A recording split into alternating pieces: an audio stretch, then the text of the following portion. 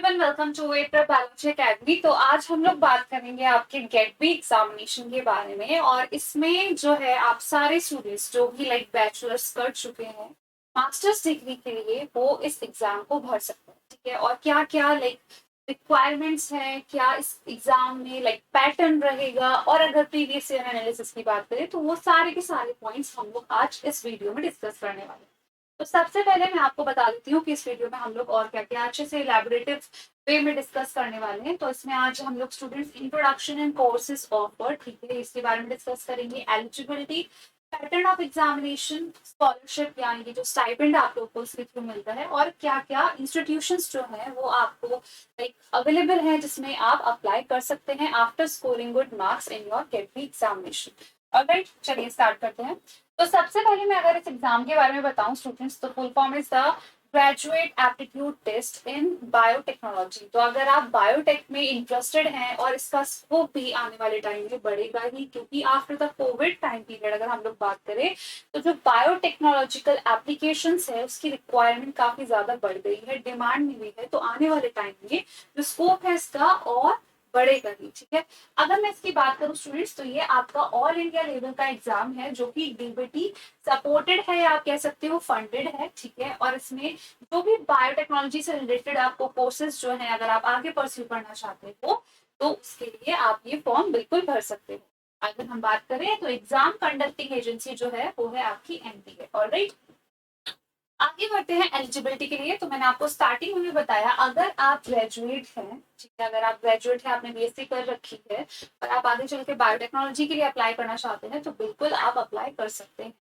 अब इसमें आपको एक चीज और ध्यान रखनी है, अगर मान लो कि आपका जो है लास्ट मंथ चल रहा है, एक सेमेस्टर बचा है, तो उसके लिए भी फॉर्म का ऑप्शन आता है। You have to just go through the site जिसमें जो आपका एग्जाम अवेटेड इस तरीके से कुछ आपको प्रोस्पेक्टस में देखने को मिल जाएगा। अगर दैट ऑप्शन इज अवेलेबल तो then definitely you can apply for the masters entrance exam, even though you haven't like completed the master, अपना जो भी ग्रेजुएशन का डिग्री है उसको आपने कंप्लीट नहीं करा है, आपका लास्ट सेमेस्टर बच रहा है, तो आप बिल्कुल अप्लाई कर सकते हो। बस वो अवेटेड वाला जो सिचुएशन है या प्रोस्पेक्टस में इस तरीके से कुछ मेंशन है तो आप उसको एक बार गो थ्रू कर लेना है, और फिर उसके बाद आप फॉर्म भर सकते हो।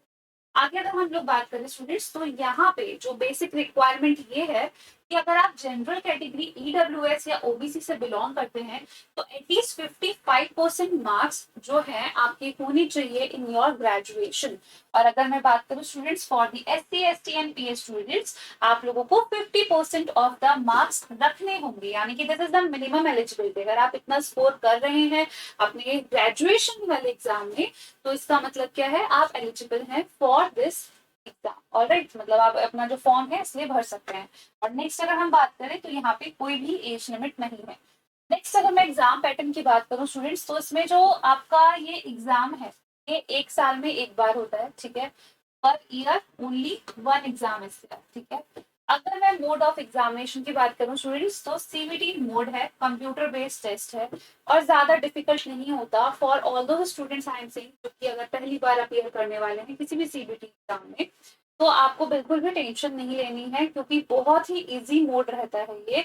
और स्पेशली जो आप जैसे एमसीक्यू अटेम्प्ट करते हैं और कई बारी ओएमआर शीट में आपसे गलत मार्क हो जाता है, तो इससे इन सब चीजों की पॉसिबिलिटीज ना स्टूडेंट्स और काफी हद तक रिड्यूस हो जाती है। और इस सीबीटी मोड में आपके पास अलग से ऑप्शन भी आता है जिसमें आप अपने क्वेश्चंस को रिव्यू कर सकते हैं आफ्टर अटेम्प्टिंग देम या फिर बिफोर अटेम्प्टिंग देम। अगर सपोज आपने उसको छोड़ दिया है, उसमें कोई ऑप्शन सेलेक्ट नहीं करा है, तो मार्क फॉर रिव्यू तब भी आपके पास ऑप्शन रहेगा। और अगर आपने आंसर सेलेक्ट कर दिया है but still also you are doubtful in that, तब भी मार्क फॉर रिव्यू का ऑप्शन रहता है। तो ये चीज बहुत बेनिफिशियल रहती है सीबीटी में। तो इस चीज की बिल्कुल फिक्र ना करें कि सीबीटी मोड है तो हो सकता है कि आप ऑपरेट ना कर पाए। इंस्ट्रक्शंस जो है वो प्रॉपरली गिवन है। बाकी आप यूट्यूब पे जाके और लाइक वीडियोस वगैरह इस तरीके सीबीटी मोड में किस तरीके से एग्जाम पैटर्न रहता है उसके आप देख सकते हो। ठीक है, अगर मैं नेक्स्ट बात करूं स्टूडेंट्स, तो यहाँ पे रहते हैं आपके मल्टीपल चॉइस क्वेश्चंस। मतलब आपको चार ऑप्शंस गिवन होंगे, एक ऑप्शन आपको सेलेक्ट करना होगा। ठीक है, only one, not it is not MSQ, it is multiple choice. एक ऑप्शन जो होगा वो आपका सही रहेगा। और मीडियम ध्यान रखना है स्टूडेंट, सिर्फ इंग्लिश होगा। अगर मैं बात करूं तो ऐसा नहीं है कि आपकी लैंग्वेज के ऑप्शन आपको अवेलेबल हो, इंग्लिश में भी हिंदी में भी और रीजनल लैंग्वेज, इस तरीके से नहीं होगा। Only the medium is your English. और जो टाइम ड्यूरेशन रहेगी इस एग्जाम की स्टूडेंट्स वो रहेगी आपकी 3 आवर्स की। ठीक है, the time duration is 3 hours. आगे बढ़ते हैं, तो अगर मैं बात करूँ students total number of question की, दैट इज योर 160 क्वेश्चंस, और मैक्सिमम मार्क्स जो टोटल रहेंगे दैट इज योर 240। ठीक है, अब आपको इसमें से 160 में से सारे 160 नहीं अटेम्प्ट करना है, आपको सिर्फ 120 क्वेश्चंस जो है स्टूडेंट्स वो अटेम्प्ट करने हैं, वो आपके चॉइस के रहेंगे। और इसमें जैसे एग्जाम जो होगा आपका 2 सेक्शंस में डिवाइडेड होता है, जो एग्जाम पैटर्न है, ठीक है, वो हम लोग आगे चल के डिस्कस करेंगे, तो आपको समझ में आ जाएगा कि कहाँ पे आपको लाइक ऑप्शंस आर अवेलेबल, जहाँ पे आप अपने जो क्वेश्चंस हैं उसको आप छोड़ सकते हैं, अटेम्प्ट कर नहीं कर सकते, या फिर जो आपको चॉइस वाला सिचुएशन है किसी एक सेक्शन में मिलेगा और किसी एक सेक्शन में नहीं मिलेगा। तो अगर हम लोग बात करें तो इन टोटल आपने देख लिया कितने क्वेश्चन है और what is the maximum marks. तो इसमें से आप 40 क्वेश्चन जो हैं स्टूडेंट्स उनको आप छोड़ सकते हैं। ठीक है, 40 question you have the like option to like leave them, अगर आपको लग रहा है नहीं आता है तो। ठीक है, तो 40 क्वेश्चन छोड़ देने हैं, और नंबर ऑफ क्वेश्चन जो आपको अटेम्प्ट करने हैं वो है 120 क्वेश्चन आउट ऑफ 160। ठीक है, तो नेक्स्ट अगर हम लोग बात करें स्टूडेंट्स, तो पैटर्न जो है इसका दो में डिवाइडेड है, one is section A, another is section B. तो सेक्शन ए में देखिए मैंने स्टूडेंट्स क्या मेंशन करा है कि 60 क्वेश्चंस होंगे, और सारे के सारे जो हैं और आपके कंपल्सरी क्वेश्चंस हैं। अब ये सारे के सारे कंपल्सरी हैं, डिपेंड करता है आपको आता है तो बिल्कुल गो फॉर इट, अगर नहीं आता है देन लीव इट, क्योंकि नेगेटिव मार्किंग से आपको बचना है।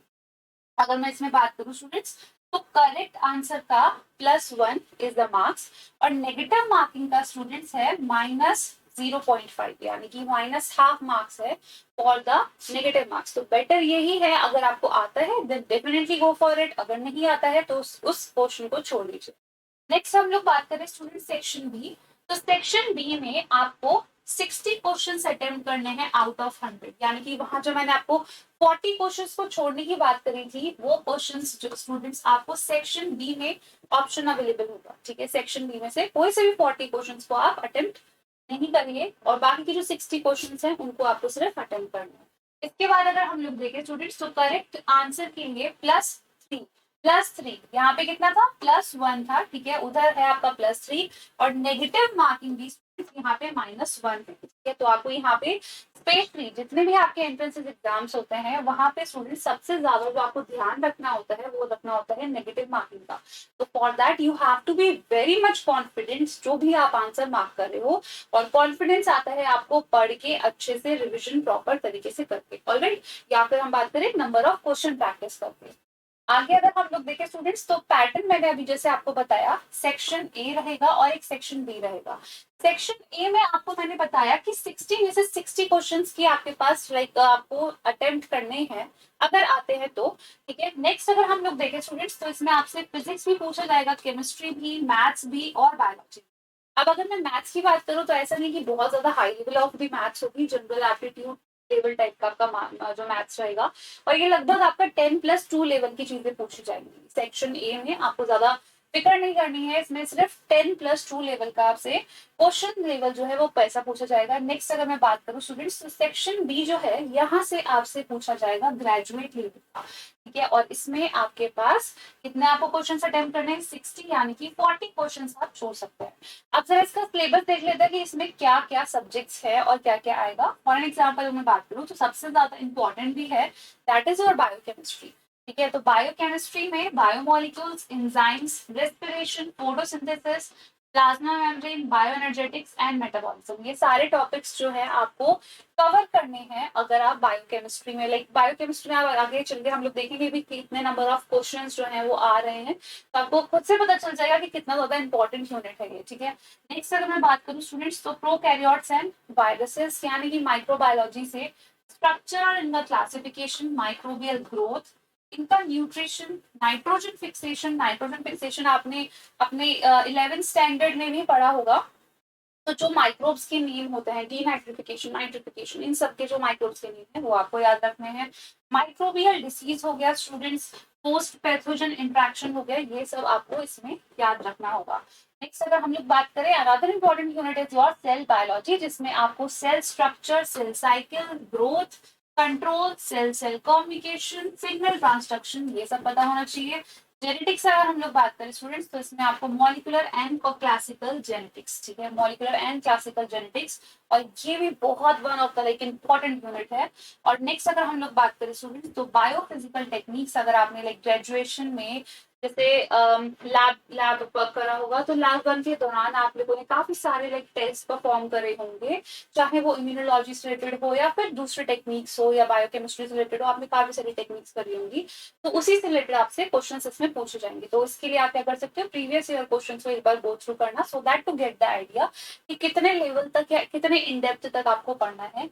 अगर इसमें भी आपको कंफ्यूजन होता है, तो परम sir is already taking your class for the applied biology, जिसमें आपके वो कुछ इंपॉर्टेंट टेक्निक्स जो है स्टूडेंट्स वो डिस्कस कर रहे हैं, तो आप वो भी गो थ्रू कर सकते हो। नेक्स्ट अगर हम लोग बात करें, तो आपका नेक्स्ट आ गया दैट इज इम्यूनोलॉजी। इम्यूनोलॉजी जो है, जो क्यूबी से मतलब the standard book which is report, तो उससे आप पढ़ सकते हैं। अदरवाइज हमारे चैनल पर भी था जो आपके लेक्चर्स है फॉर द इम्यूनोलॉजी, वो भी अवेलेबल है। नेक्स्ट अगर मैं बात करूँ स्टूडेंट्स, तो आपकी बाद में आ गया RDT. RDT is your recombinant DNA technology. इससे रिलेटेड क्वेश्चंस आ गए, ठीक है, कहाँ पे इंसिजन करना है, कितने लाइक आउटपुट आपका मिलेगा आफ्टर अप्लाइंग इतने number of the molecular scissors, इस तरीके से क्वेश्चंस पूछ लिए जाते हैं, सिंपल, ज्यादा डिफिकल्ट नहीं। फिर animal and plant tissue culture. Next अगर हम बात करें bio informatics and bio process engineering, तो ये सारे जो है आपके सेक्शन बी के लिए इम्पोर्टेंट है। अभी जब मैं आपके साथ मतलब प्रीवियस ईयर कुछ क्वेश्चंस वगैरह के जो पैटर्न है, उसके आपको मैं आपको एक पूरा रिव्यू बता दूंगी, कितने कितने नंबर के कितने क्वेश्चंस किस यूनिट से पूछे गए हैं, तो आपको और ज्यादा बेटर आइडिया लगेगा। तो जब हम लोग वो डिस्कस करेंगे, तब आप इन यूनिट्स में से सेलेक्ट कर सकते हैं कि which one are the important.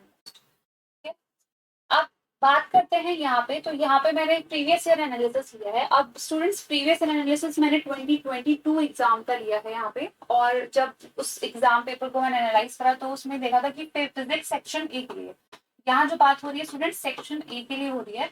Section A में फिजिक्स में लगभग 16 क्वेश्चन, केमिस्ट्री में 13, मैथमेटिक्स में 13, बायोलॉजी में 17 क्वेश्चन सेक्शन ए में पूछे गए थे। तो लगभग हम बात करके चले तो सारे ही section almost kind of equal, plus minus हो जाता है। तो इक्वल नंबर ऑफ क्वेश्चंस पूछ रहे हैं, लगभग 15 के करीब सभी में से पूछे गए हैं। सेक्शन बी की बात करें स्टूडेंट, तो यहाँ पे देखो बायोकेमिस्ट्री से आपके 15 क्वेश्चंस आए हैं, प्रोकैरियोट्स एंड वायरसेस से 9 क्वेश्चंस, सेल बायोलॉजी से 3 एंड जेनेटिक्स से 26। अब आपको समझ में आ जाएगा मैंने आपको जेनेटिक्स क्यों बोला था कि ये इंपॉर्टेंट यूनिट है। एंड अनदर हम लोग बात करें तो बायोकेमिस्ट्री एंड प्रोकैरियोट्स और ये वायरसेस, ये भी काफी इंपॉर्टेंट है। बायोफिजिकल टेक्निक्स ज्यादा डिफिकल्ट टेक्निक्स नहीं रहेंगी, इसमें से आपके 6 क्वेश्चन पूछे, ठीक है। नेक्स्ट अगर हम लोग बात करें स्टूडेंट्स, तो यहाँ पे immunology, it is also a very important unit for you guys. तो जिसमें से आपसे 10 क्वेश्चन पूछे गए हैं, आरडीटी में से भी 13 क्वेश्चन पूछे गए हैं, और एनिमल एंड टिश्यू कल्चर से आपके 6 क्वेश्चन, बायोइन्फॉर्मेटिक्स से, बायो प्रोसेस इंजीनियरिंग से भी 6 क्वेश्चन पूछे गए।